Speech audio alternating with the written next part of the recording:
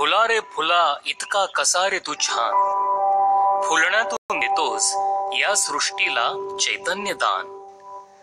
पाकळी पाकळीत तुझ्या भरलाय आठवणींचा गंध, तुझ्या अस्तित्वाने होई अवघा आसमंत धुंद. निसर्गाचा एक उत्कट आणि नितांत सुंदर आविष्कार म्हणजे फूल. त्याचा रंग, गंध, आकार याची अवघ्या सृष्टीला पडते भूल. अशा सुंदर फुलांचे लांबच लांब गालीचे निसर्गानं अंथरले तर मग अहो हे असं पुष्पवैभव आपल्या नेत्रात साठवताना घेता किती घेशील दो नेत्रांनी, अशीच आपली अवस्था होऊन जाईल खरं ना. आणि अगदी अशीच अनुभूती आपल्याला देतं सातारा जिल्ह्यातील जागतिक वारसा स्थळ असलेलं कास पठार.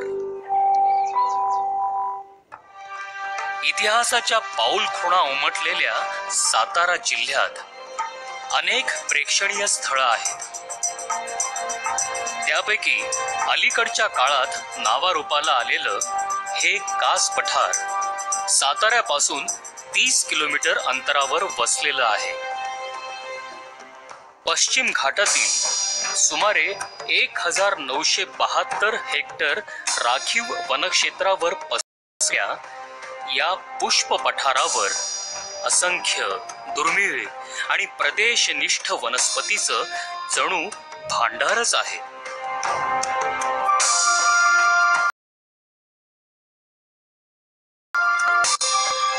संपूर्ण विश्वातील संवेदनशील आणि जैवविविधतेच्या दृष्टीनं समृद्ध असलेल्या या कास पठारावर महाराष्ट्रातील जवळपास 70% सुपुष्प वनस्पती आढळून येतात. इथलं हवामान, तापमान, आर्द्रता, जांभा दगड, लॅटेराइट माती, समुद्र सपाटीपासूनची उंची हे सारे घटक वनस्पतींच्या वाढीसाठी अत्यंत पोषक मानले जातात. अर्थात पर्जन्यमान किंवा पाऊस हा देखील एक निर्णायक घटक आहेच. तरी सुद्धा पर्जन्य राजाच्या लहरीपणाला न जुमानता भर विविध प्रकारच्या वनस्पती इथं फुलतात. सुपुष्प, प्रपुष्प, एकदल, द्विदल अशा गटातील या वनस्पतींपैकी कित्येक वनस्पती अति दुर्मिळ तर काही वनस्पती प्रदेशनिष्ठ म्हणजे फक्त याच विशिष्ट भागातल्या आहेत.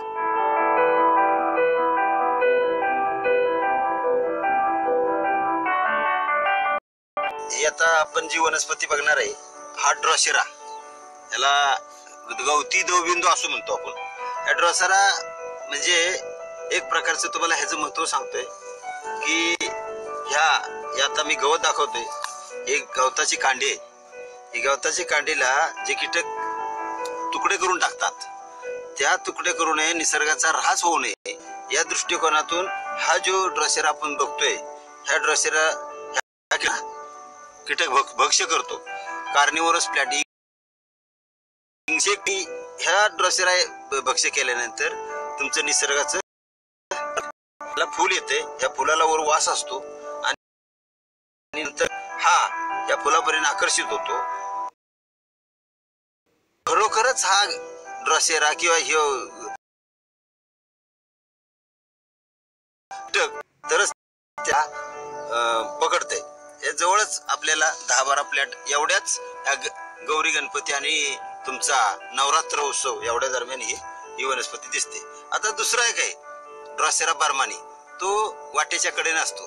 म्हणजे तुमच्या जनावरावरून पडलेले इन्सेक्ट खाली गव्यावरून, डुकरावरून किंवा पाळीव प्राण्यावरून पडलेले तो खातो. म्हणजे निसर्गाचे ऱ्हास होणे तुम्ही रक्षण करण्याची गरज नाही. तुम्ही फक्त निसर्ग बघा, हा तुमचं निसर्गाचं रक्षण करणार आहे. जून जुलै ते ऑक्टोबर नोव्हेंबर हा अवधी इथला बहराचा काळ मानला जातो. कारण या कालावधीत पठार 20-25 दिवसांनी आपल्या रंगछटा बदलत असतं. पठारावरती तुम्ही सकाळी आला तर तुम्हाला ही सायनोटिस ट्युबरोजा ही फुलं उमललेली दिसतील. काही फुलं सकाळी 8ला उमलतात, ते 10ला बंद होतात. काही 10ला उमलतात, ते 12ला बंद होतात. काही दुपारी उमलतात, ते संध्याकाळी 6ला फुलं आहे. ते सायनोटिस ट्युबरोजा म्हणून आहे. खाली त्याच्या खाली मोठा एक कंद आहे आणि ही आता बरोबर सकाळी 8 ते 9च्या दरम्यान उमलतात आणि लगेच 10, 11, 12 वाजेपर्यंत क्लोज होतात. हे मुर्डानिया सिम्प्लेक्स म्हणून आहे. हे अजून उमललेलं नाही. साधारण दुपारी 1-1:30च्या दरम्यान ही निळी फुलं आहेत, त्याला निलिमा असं म्हणतात. 1-1:30च्या दरम्यान ह्याला उमलायला सुरुवात होईल. ॲडॅनोन इंडिकम हे असणार वनस्पती आहे. हे मोठी सोनकी आहे. पठारावर साधारण शेवटच्या टप्प्यातलं जेव्हा फ्लॉवरिंग येतं तेव्हा हे ॲडॅनोन इंडिकम नावाची ही सगळी फुलं आणि स्मिथिया ही सगळी फुलं ही शेवटच्या टप्प्यामध्ये आता फ्लॉवरिंग आहे. अपोनोजेटोन, सातार्नसिस, युट्रिक्युरिस, रोटाला, फ्लेमिंजिया, ड्रोसेरा इंडिका, ड्रोसेरा बर्मानी सारख्या अगणित प्रकारच्या वनस्पती इथं आहेत. ऑर्किडचं तर हे खरंच म्हणता येईल. इतक्या मोठ्या संख्येनं इथं ऑर्किड फुलतात. फुलांचं सौंदर्य न्याहाळताना याबाबतची थोडीफार तरी कल्पना आपल्याला आधीपासून असेल. हे पुष्पवैभव अधिक चांगले. फॉरेस्ट डिपार्टमेंट मध्ये जी जैवविविधता आहे त्याच्यावर मी 15 ते 16 वर्ष अभ्यास करतोय. तर अभ्यास करताना अशा काही वनस्पती दिसतात आणि या वनस्पती आणि त्याचं होणार ही कशी आहे, पॉलिनेशन कसं आहे त्याच्यावर मी जास्त भर देतोय. तर आता आपल्याला समोर वनस्पती दिसते बघा, हिचिनिया कावलिना आणि त्या पेशीज मध्ये जो खाली कंद आहे तो हळदीसारखा आल्यासारखा आहे आणि तो वन्य प्राण्यांचं खाद्य आहे. आपली पेशीज नाही ती कुरकुमा लावंगा म्हणजे कुरकुमा पेशीज वेगळे 4-5 प्रकारच्या जंगली हळदीचे प्रकार आहेत. आता दुसरे की याचा आनंद ही वनस्पती आपण समोर बघतोय. ही वनस्पती हे बघा, ही नबाळी नावाची वनस्पती आहे, सायनोटिस वनस्पती आहे आणि ह्या वनस्पतीचं पॉलिनेशन साठी सकाळपासून जे हे होते मदत होती ह्याला ते फार महत्वाचे आहे. आणि नंतर ही जी वनस्पती संध्याकाळी तुम्हाला उमललेली दिसेल, ही आबुल निलिमा म्हणतो आपण याला. ही गवत आहेत ही आणि या वनस्पतीचं एक समीकरण आहे आणि या समीकरणाशी नातं चांगलं घडलेलं आहे. आणि ह्या असणाऱ्या पेशीज मध्ये ही तुम्हाला तेरडा असेही भरपूर वनस्पती 4-4 एका वनस्पतीचे 4-3 प्रकार आहेत. अशा बेसिकली वनस्पती भरपूर प्रमाणात त्या मुळाशी जाऊन तळाशी जाऊन त्यांच्या सोबत राहून ही पॉलिनेशन कसं होतंय. ड्रॉसेरा आहे कीटक प्रकारचा, ड्रॉसेरा इंडिका, ड्रॉसेरा बर्मानी अशा काही जो संपूर्ण खडक जो आहे तो लॅटरॅटिक आहे, जांभा खडक आहे. आणि या जांभ्या खडकावर येणाऱ्या वनस्पती सह्याद्रीच्या पठारावर एकटंच कास पठार नाही तर हे पठार सुरक्षित राहावं, दुसरं राहावं वेस्टर्न घाट पठारलाच लोकांनी पाहावं ही एवढी मी विनंती करतो. धन्यवाद.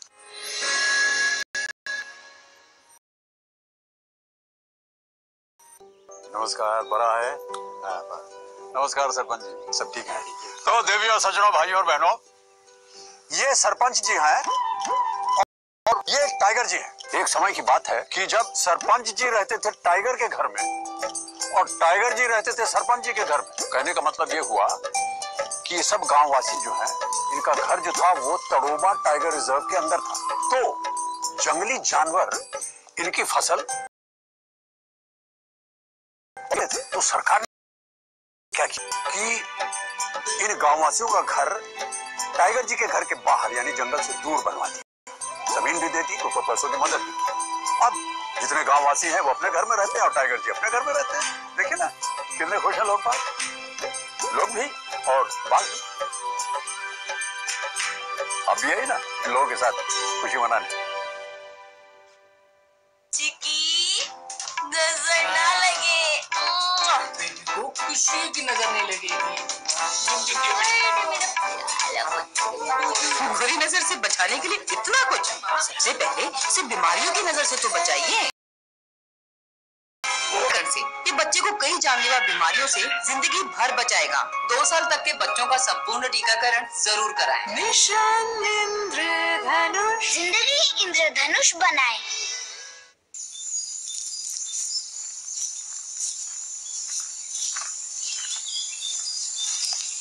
आइए आइए आइए, ले लीजिए लड्डू खाइए, लड्डू ले बहुत बहुत बधाई आपको। अरे आपके क्या लिए हुआ? हाँ? लड़का या लड़की? अरे ना लड़का हुआ ना लड़की, टाइगर हुआ है। ले लीजिए। गुड न्यूज ये है कि महाराष्ट्र के जंगलों में टाइगर की संख्या बढ़ रही है और उसका श्रेय जाना चाहिए इन टाइगर्स, क्योंकि ये उन टाइगर्स की रक्षा करते हैं। बधाई हो, टाइगर हुआ है। आइए ना देखने। कास पठारावरील वनस्पती आणि फुलांच्या विविध प्रजाती अनेक कीटक आणि फुलपाखरांना आकर्षित करून घेतात। त्यामुळे फुलपाखरांच्या विविध प्रजाती, सरपटणारे तसंच सस्तन प्राणी, विविध प्रकारचे पक्षीही इथं पाहायला मिळते। अद्भुत निसर्ग सौंदर्यानं नटलेलं हे कास पठार साऱ्या निकषांची पूर्तता केल्यानंतर जुलै 2012 मध्ये युनेस्को तर्फे जागतिक नैसर्गिक वारसा स्थळ म्हणून घोषित करण्यात आलं आणि साहजिकच संपूर्ण जगाचं लक्ष या वैभवाकडे वेधलं गेलं। निसर्गप्रेमी, पक्षी निरीक्षक, संशोधक, अभ्यासक, विज्ञान प्रेमी, शिक्षक, विद्यार्थी आणि सामान्य पर्यटक या सर्वांच्या नजरा कास पठाराकडे वळल्या। अभ्यास, निरीक्षण आणि संशोधनातून मुळातल्या वैविध्यपूर्ण कास पठारात दडलेली आणखी वैशिष्ट्य आणि आश्चर्य उलगडली गेली आणि कास पठार हे निसर्गाच्या अद्भुत आविष्काराचं एक प्रमुख आकर्षण केंद्र बनलं।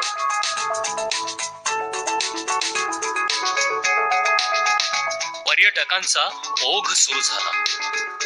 पर्यटकांची वाढती गर्दी, वाहतूक कोंडी आणि पर्यावरण रक्षण यातील ताळमेळ बसवण्याच्या उद्देशानं या ठिकाणी एक सुनियोजित सुसज्ज व्यवस्था निर्माण करण्याची गरज जाणवू लागली आणि त्यातूनच स्थापन झाली कास पठार कार्यकारी समिती।